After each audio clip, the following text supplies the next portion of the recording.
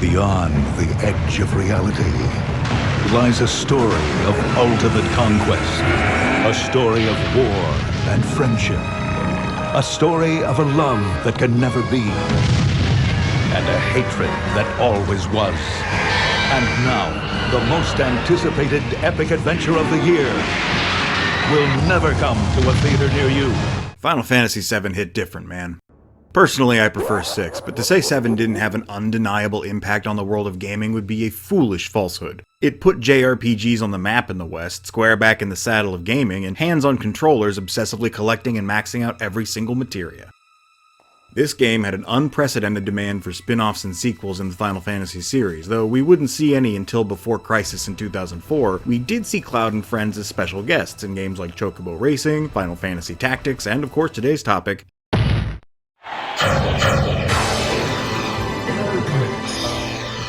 I'm Eric J. Chucky, and welcome to Violent Profiles, where we discuss obscure fighting games and the rosters that define them. Now, while Cloud, Tifa, Sephiroth, Vincent, Yuffie, and Zack are the reasons a lot of us were drawn to this game, they were not the primary characters, and we actually won't be covering them in detail for today's episode. Kinda like I said last week about King of Fighters and Guilty Gear, these characters are popular enough that you probably don't need me to tell you about them.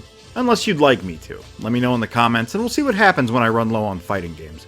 Ehrgeiz was made by Dream Factory and published by Namco for the arcade in 1998, then ported to the PlayStation by Square later that year, which is the version we're mostly going to be talking about today. In addition to the expected tournament ladder and versus modes, the home port of Ehrgeiz sported a dungeon-crawling RPG-esque quest mode, and a number of minigames.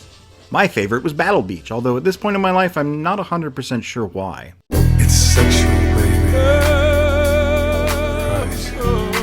Ehrgeiz also integrated wrestling into the mix, quite unlike most other 3D fighters of the era, drawing from Dream Factory's own Tobal series, which we'll probably get into in a later episode. Picking the game up again, memories of trying to find victory within the awkward yet robust combat system came flooding back to me. It's very reminiscent of Tekken in that attacks feel deliberate and are a little slower than other fighters, and you have a lot of freedom to move around the environment with its multiple tiers and interactable objects. It reminds me a bit of the first Dark Souls in its mechanical execution, and ironically a lock-on option would have helped the fighting in this fighting game feel more intentional and less the result of dumb luck.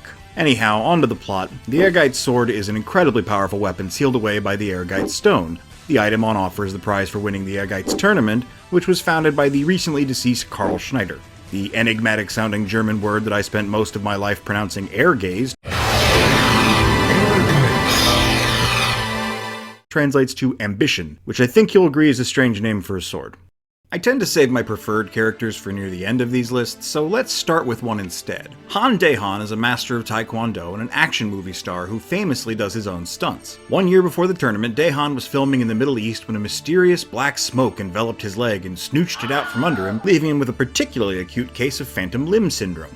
Oh, aren't you cute? His curiosity grows when he finds out a similar incident occurs every few decades near the ancient ruins where the titular sword is housed. In the 90s, there was a lot of talk about the slim chances of one-legged men in ass-kicking contests, which Han Daehan avoids by having a secret artificial leg full of serious hardware, making him play something like Warong from Tekken if Warong had knees full of rocket-propelled grenades. So, anytime you beat the game, you're treated to a final fight against Red Scorpion here, and you're supposed to break open both the weird clear boxes and kill him with the sword inside so that the real Ehrgeiz drops from the sky. But only Daehan has a penalty for failing to do so, as evidenced by his bad ending, where he looks forlornly out the window and still has a mechanical leg. Try again, the game encourages, so let's say you do when you succeed at capturing the sword and defeating Red Scorpion. Instead, while Han is still sitting at the same window, lit by the same police lights, he now has his real leg back and stands up to exit his apartment with determination. See, much like Final Fantasy VII and, well, I guess Criticom, Ehrgeiz goes for the less is more approach to storytelling, the FMVs are cool approach. Instead of some sort of satisfying text or dialogue concluding the fighter's tale, you get disconnected, 25-second long cutscenes that convey something. What took Daehan's leg? Who were the other victims? How are they connected? Will it happen again? Nah, none of that. Real leg's good, rocket leg's bad. Fine, gotcha.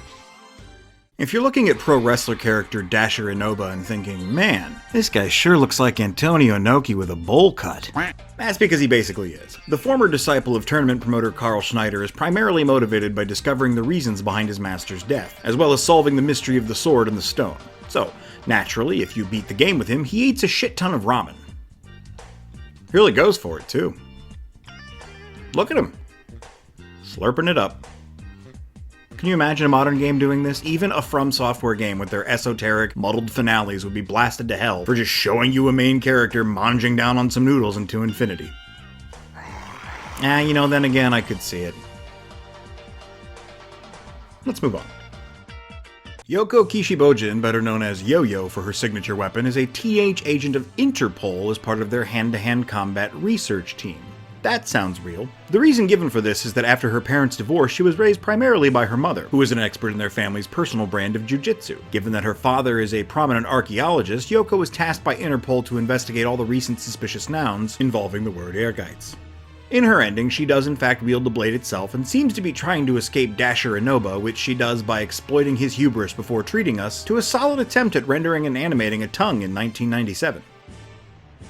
Yoko's father and the protagonist of the quest mode is this Chris Redfield-looking fella Koji Masuda, and it's a good thing he wasn't the martial artist of the family because instead of Kishibojin Ryu Jujitsu, Yoko would have had to practice the Masuda method. Tip your waitresses. My experience with Ehrgeiz came at home, borrowing the game from a friend or playing it with them on PlayStation when they'd stay over for the weekend. One friend in particular became a master of using Masuda's special attack, which spams a series of wrestling submissions to wreck the opponent with little or no opportunity for a response. We are no longer friends. Koji doesn't seem to have a proper ending in arcade mode other than holding the Ehrgeiz aloft while the text on screen talks about sweet materia and the sword. In the quest mode, I'm gonna be honest with you guys, I've never beaten the Forsaken Dungeon and have no plans to do so. It is difficult, complicated, and beyond my patience as a teenager with nothing else better to do. It's well beyond my ken now. So I have no idea what's going on here. I gather you get a phoenix down somehow and you can either use it to save the other character in the dungeon or not. If you do, sweet, she comes back to life and the only remaining link to immortality through the dimensions is taken away, marking the end of the challenge against the Guardians and seals away its mystery and ambition into the eternity of time. If you can parse any of that, let me know in the comments. If you don't use the Phoenix down on her, Koji brings it back for his colleagues to research, but hell, the entrance to the dimensional junction could not be found, causing everyone to shun the guy who found the secret to immortality and have his research lost to history. Sure, his counterpart in the Forsaken Dungeon is Claire Andrews, appropriately resembling a Jill Valentine you bought off Wish. This 16-year-old prodigy practices Jeet Kune Do with aplomb and raids temples about as well as her teacher Koji, but she's considered impulsive and naive, having forced her way along for the ride into quest mode. Similarly, she has no arcade ending, and you have a choice in the dungeon to give the Phoenix down to a wounded Koji, or not do that thing. Bring him back and you get the same ending as Koji, but with the nouns swapped. But if you choose the latter, Claire stuffs the feather in a vase and moves on with her life, presumably leaving her teacher and mentor's corpse buried deep beneath the temple. Zero guilt on this girl. Ice in her veins. Let's talk about Prince Doza, known as Prince Nasim in the Japanese version of the game. This was changed for international releases because it's the name of an actual British boxer who was popular at the time and there were copyright concerns. Which is a fine mistake to make. Nothing like that has ever happened in a fighting game before. Doza is a kickboxer, but I can see why they'd want to put distance between the two, especially since it's implied he may have indeed been inspired by the real-life Nasim Hamid. Doza is one of those pure athletes who has reached the apex of the kickboxing world and enters the tournament looking for a greater challenge. There's dudes with explosives in this game though, so he gets a special glove that can shoot fireballs. Where did he get these gloves? Can you just buy them at the corner store? I want these gloves. Victory against Red Scorpion earns you a cutscene where Doza is handily defeated by his own training bag. Truly the world's greatest athlete. Another martial artist in the game inspired by a real-life figure is Shu Wen, named for one of the most skilled practitioners of Baji Quan. The Ehrgeiz version instead practices Kenpo, but much like his namesake, he professes to have mastered the technique of killing a man with a single strike. Unlike the real guy, Li used an elixir he found in the tomb of the first emperor to return to life, albeit Benjamin Buttoning slowly into a baby, so he's hoping competing in the tournament will help him find the true key to immortality. Bring him the victory he so seeks and you'll be rewarded with a cutscene of him, younger, and extinguishing a row of candle flames with a single key strike, which is a nice change of pace in that it makes sense. Li's one of the characters from this game that is actually pretty cool, having a Shang Tsung/Rasputin vibe. A lot of stories could have been told with him, especially if Ehrgeiz had persisted as a franchise into more developed eras of fighting. Similarly cool is Jango, the wolf-like secondary boss of the game. And also the final boss, I guess, since Red Scorpion uses his chassis. I like the option for a playable four-legged creature in a fighting game, and I'm often drawn to odd silhouettes like the monstrous ogre from Tekken or Shumagorath in Marvel vs. Capcom. I like seeing how developers choose to correspond different attacks and movement to unique shapes. Anyhow, I know what you might be thinking, but Jango is not Red 13 from Final Fantasy VII. He may look a lot like Red 13, have an alternate color palette similar to Red 13, have many moves named for Red 13 and things related to him, but he is absolutely an original character for the game Ehrgeiz, not Red 13. Got it? Okay, good. He doesn't have an ending, I guess because he's technically Red Scorpion. It's more like he wins? He still has the Ehrgeiz? Status quo maintained? Who knows? Speaking of wolves, let's talk about Wolf Girl Joe. Have you ever been playing a video game before and found it lacking in some way? Mashing your fingers against the buttons, realizing this would be so much more fun if Blanca from Street Fighter was here. This thought apparently occurred to Dream Factory as baby Joe survived a plane crash in the Amazon only to be raised by the local wildlife and imparted knowledge of capoeira. I am not kidding. Only instead of being green and monstrous like Blanca, Joe looks like a southern gal just off the ranch. Don't let her comely blonde locks fool you though. Joe was apparently notorious for cannibalistic attacks on the Brazilian locals before being captured and imprisoned by Red Scorpion, who gave her the name Joe and told her to go after the Ehrgeiz for reasons that are not elaborated upon by anyone involved. In Joe's ending, she's fighting a bunch of guys on the back of a train hauling lumber until our old buddy Dasher Inoba cuts the logs loose from their vehicle. Joe expertly hops up these falling logs as the mooks she was battling tumble to their doom, only to miss the last jump by a few feet and smack cartoonishly into the wall. Guys, I'm starting to think these endings might not be very good. Let's bounce to Sasuke now, a mysterious agent of Red Scorpion whose true identity is unknown, owing in part to his mild case of amnesia. During a mission to assassinate Koji Masuda, his hand is stayed when he notices a broken sword bearing a strange stone, which he believes will return his memory. It's a good thing he's skilled at acrobatics, because it would take a ninja master to jump to that conclusion. Also, I'm not sure why he didn't just kill Masuda and take the stone in the first place, but whatever. He's here now. Complete your mission and we're treated to a very dramatic view of Sasuke's house with multiple camera angles before watching him bless his sword and ninja vanish through a spinning door. Finally, we've reached the character with my favorite ending in the game, God Hand. Not to be confused with the 2006 Capcom and Clover Studio game of the same name, Ken God Hand Mishima is a demolitions expert and former mercenary of Red Scorpion who pieced out with exclusive knowledge of the ancient ruin housing the Ehrgeiz. He did this by cutting off his literal right hand, which I guess is a requirement, and then sold the info to a wealthy syndicate whom we can presume was once headed by Carl Schneider.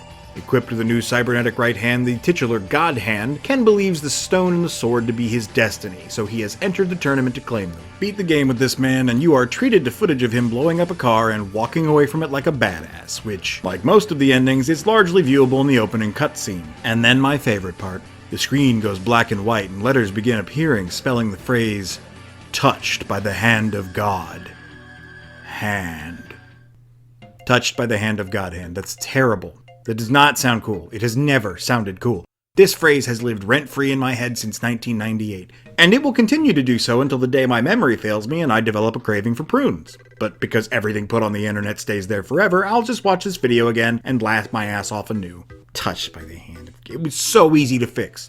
Touched by the hand of God, God Hand. You snap to a second screen with his name on it. That sounds cool.